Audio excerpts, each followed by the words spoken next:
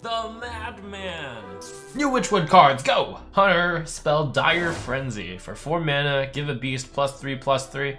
Shuffle 3 copies into your deck with +3/+3. The card that this looks most like is Faldorei Strider. Unlike Rogue, Hunter doesn't draw very quickly, but with Tol'vir Warden, you can dig up your 1-cost cards.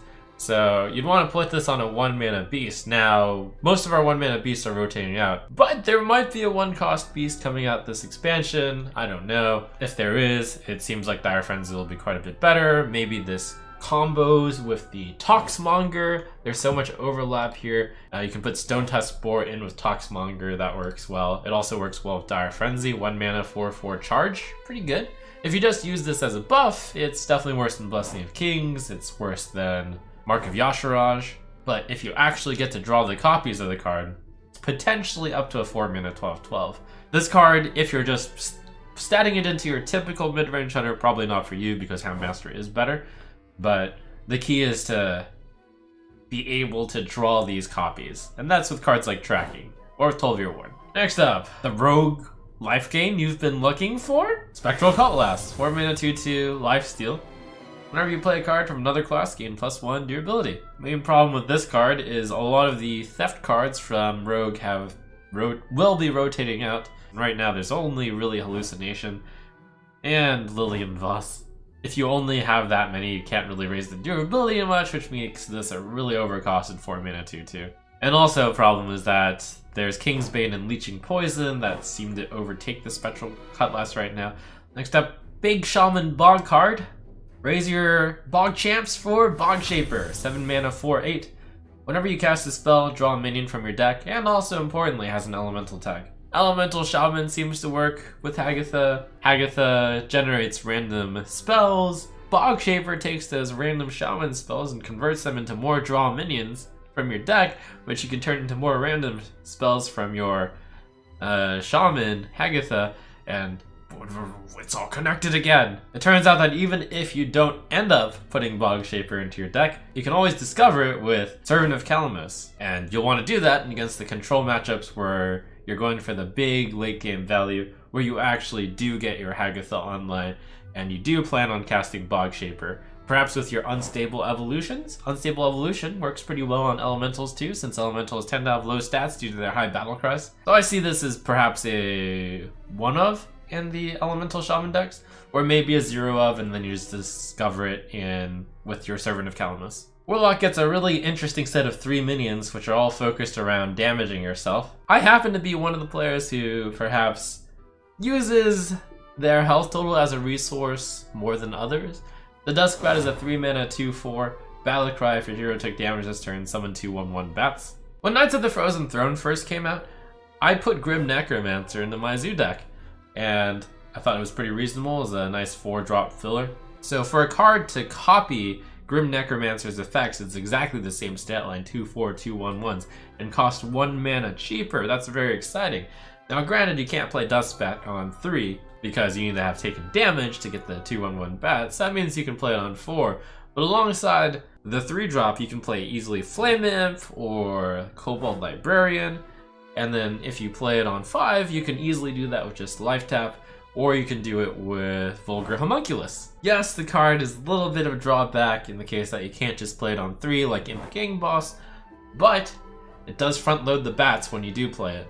And hey, if we're comparing cards with Imp Gang Boss, we know we're good, right? Because Imp Gang Boss is one of the best cards ever for Zoo. When you play the Dustbat and the Flame Imp, you're getting a 3/2, a 2/4, and 2 1/1s. That's usually more value than even Call to Arms gets. Wide board, all at a nice small mana cost. Seems good. Along with the same theme, we've got the 4 mana Blood Witch. 4 mana 3/6 wouldn't be played as a vanilla, so shockingly, it also has a downside to it. At the start of your turn, deal 1 damage to your hero. But this downside is converted with cards such as Dustbat, where you want to take damage, and with cards such as Deathweb Spider, where you can play this on curve after playing your Blood Witch. 5 mana 4/6, if your hero took damage this turn, gain lifesteal. 5 mana 4/6 is kind of decent vanilla stats, like a little bit lower than average, of course. But the lifesteal is a really big deal for these Warlock decks, which are already losing so much default health. So Deathweb Spider helps you recoup some of that. We might be looking for a zoo deck, which is a little bit bigger than your usual zoo. And of course, this general theme of putting in so many minions that are dealing damage to yourself. Maybe you put in Hooked Reaver, the good old 4-mana 7/7, which hasn't really seen play because it's a demon. Maybe you even put in the Blood Witch. Personally, I don't think so, but maybe. People have compared the Deathweb Spider to Bloodworm and said, this is just the same cost as Bloodworm and only has +2 health for a conditional lifesteal sometimes. But the +2 health in a lifesteal minion is a really big deal. Next up, we've got a kind of cycle of 3 Worgen cards. Spell Shifter, 2 mana, 1/4, spell damage +1. Each turn this is in your hand, swap its attack and health. Upgrade on the Dalaran Mage. And it has the option to be played as a 2 mana 4/1. People looked at the version of the 2 mana 4/1 and asked, why would I ever play that card? You just lose the hero powers. Well, some classes don't have hero powers, some people find it hard. Some classes find it difficult to deal 1 damage, and often a 4/1 is better than a 1/4 in the late game. But yeah, with Mage having gotten the 2 mana 3/2 spell damage card in the past, doesn't seem like this stat line is too compelling and spell damage isn't really that powerful. And if it were that important, you always have Blood Mage Thalnos, so me not seeing Blood Mage Thalnos anywhere kind of makes me feel better about just blanket statement that a neutral 2 mana spell damage +1 isn't that useful. Next up, we have a really interesting combination of 2 different mechanics in the Swift Messenger. 4 mana 2/6, Rush. Each turn this is in your hand, swap its attack and health, the Worgen swapping mechanic. You can do the 2/6 form and immediately attack. If your opponent has a small board, such as against Dude Paladin, they have a Direwolf Alpha or a Knife Juggler, or you save it against a control matchup where they have big minions, and you wait until the 6/2 form, and this is a neutral fireball that can be used in any class on minions. Might see some play, particularly in decks that have Spiteful Summoner. By the way, Spiteful Summoner looks to become much more powerful with the Old Gods getting rotated out at 10 mana. So now you're gonna see way more Tyrantus. But yeah, it's neutral removal for all of these classes which don't want to run very many spells. It's neutral removal for the classes that don't traditionally have removal as well. A downside is you have to wait, and I was mercilessly teased by Twitch by them saying, waiting, lol.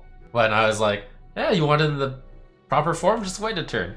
So I could see it in perhaps the Spiteful decks, I could see it in Tempo decks, I could see it in decks which don't traditionally have good sources of removal. And perhaps really interestingly, I could see it in a deck with Lady in White. In which case, it's always a 4 mana 6/6 rush. Wow. And if you're playing your Lady in White, do you want to play Gul'dan Royal Guard, 8 mana 3/8? The big mommy? Hey, some guys have long hair. 8 mana 3/8.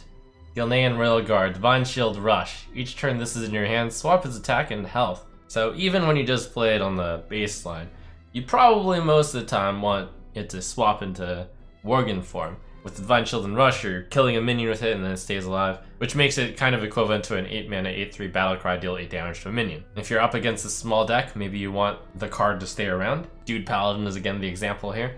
You send the 3 attack into something, and then it's still got a big body afterwards. Also really good with Lady in White. Then Gul'dan Royal Guard is an 8/8 Divine Shield Rush. Great card to get pulled out with Master Oakheart too. A lot of stats, immediately acts. Maybe you want to pull out a few of the Reframe Ambers so that you have a higher chance of Spiteful Summoner revealing Mind Control so you can get Tyrantus.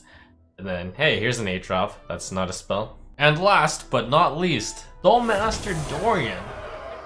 5 mana 2/6. Whenever you draw a minion, summon a 1/1 copy of it. Touted as the Barnes replacement, I think it's very important to realize that this is nothing like Barnes, because Barnes on turn 4 can come down, and you usually use Barnes in order to put something big into your Resurrect pool. Whereas Duelmaster Dorian cannot really come out on turn 4 because it costs 5, and can't even come out on turn 5 because your opponent will just kill it, and you're not even guaranteed a draw. Dorian is comboing with cards that search for minions in your deck, and pretty much all of those cost a lot of total mana. So I think the easiest thing to do is to go down the list on why all of those combos don't seem particularly good. Starting with the most popular one of Duelmaster Dorian plus Sense Demons.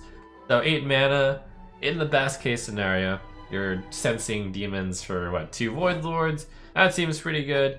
But the main downside of that is, wait a second, you might not actually have 2 Void Lords still in your deck when it gets around to turn 8. You have to draw both Dorian and Sense Demons by the time that you draw a Void Lord, and you have to run a deck with no Possessed Lackey. Seems kind of bad. In the case of Cube Block, you have the Duel Master plus Sense Demons, potentially getting your Doom Guards also. So you run the 2 Doom Guards and your Void Lords. And is that really worth it? The main problem with that is you have to have the Dorian, you have to have the Sense Demons in your deck, and currently the deck isn't playing Sense Demons. A lot of different things. With Elven Minstrel, it's 9 mana, and you get, what, 2 1/1 copies of stuff, which is not necessarily even that good. Some people have thought about Malagos with such a thing, such as Miracle Rogue, Gadgetzan Auctioneer, stuff like that. But having already spent 9 mana on just Dorian plus Elven Minstrel, you're not even guaranteed those, maybe you get your SI7 agent instead, then it's like you only have 1 mana left to play around with. Seems unreasonable. Dorian Roll the Bones seems like the most likely way to do it to me, but that's really dependent on, first you have to put in a bunch of Death Rattle minions, because if you don't, then you don't even draw a minion, and then poof, that's terrible. So first you have to have a deck with a lot of Death Rattle minions. Are there even that many good Death Rattle minions? To be determined based on the Death Rattles to be seen for this set. Dorian and the Howling Commander card for Paladin. Sure, it draws you your Tyrion and it summons a 1/1 copy of it, but that requires the Tyrion to still be in your deck and the Dorian to still be drawn before the Tyrion, and you have a Howling Commander. It seems to me like all of these situations, and there are a lot more situations, are kind of rough, which is why Dorian is nothing like Barnes. Barnes playable on 4, Dorian only really playable on 7+ with Roll the Bones, 8+ usually. That's why I think Dorian maybe tracking is the best, but then you have to rely on tracking actually hitting one of those cards. So a very interesting card. Probably will have absolutely no overlap with Barnes in the case that Barnes is trying to get you big stuff into the graveyard to resurrect, but Dorian will do so way too slowly. So Dorian is used in some sort of other combo deck. So there you have it, a lot of interesting cards in this particular reveal. Very controversially rated cards. Now, I think the one thing we can agree on is that Spiteful Summoner is going to be absolutely insane. Tune in next time for more card reveals.